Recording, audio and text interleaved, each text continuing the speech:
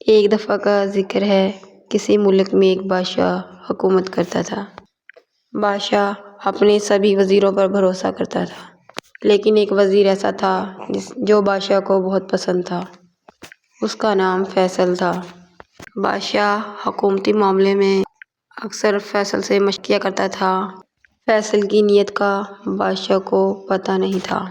بادشاہ اس پہ بہت اعتماد کرتا تھا، جبکہ فیصل کسی نہ کسی طرح بادشاہ کی حکومت کا تختہ گرا کر بادشاہت کرنا چاہتا تھا۔ دن یوں ہی گزرتے گئے۔ وزیر فیصل نے اپنے ساتھ کچھ اور وزیروں کو بھی ملا لیا اور انہیں ساتھ دینے کے لیے انعام کا لالچ بھی دیا۔ بہت سے وزیر انعام کے لالچ میں فیصل سے مل گئے اور پھر فیصل نے ایک دن بادشاہ کو ختم کرنے کا ارادہ کیا۔ ہوا کچھ یوں، بادشاہ اپنی رعایا کا حال معلوم کرنے کے لیے اپنے وزیروں کے ساتھ ایک قافلے کی صورت میں باہر نکلا۔ وزیر فیصل نے بادشاہ سے کہا، قریب جنگل میں بہت سے نایاب تتر آئے ہوئے ہیں، کیوں نہ آج ان کا شکار کیا جائے؟ بادشاہ تتروں کا بہت شوقین تھا، لہٰذا اس نے حامی بھر لی اور یہ سب جنگل میں تتروں کا شکار کرنے کے لیے نکل پڑے۔ وہ جنگل بہت خطرناک تھا۔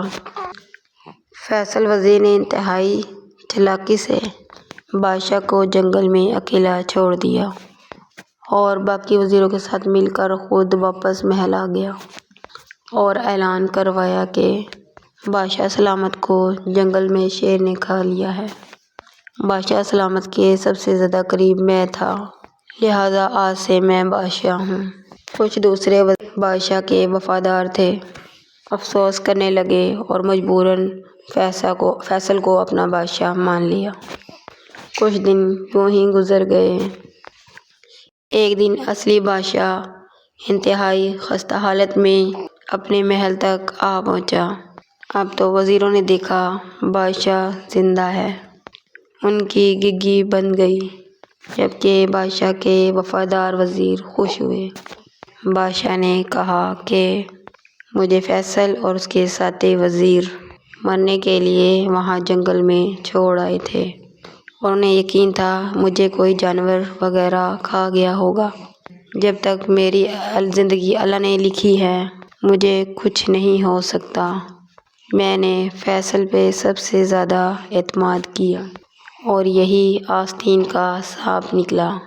یہ کہہ کر بادشاہ نے فیصل وزیر کو دیگر ساتھیوں کے ساتھ قید کروا دیا۔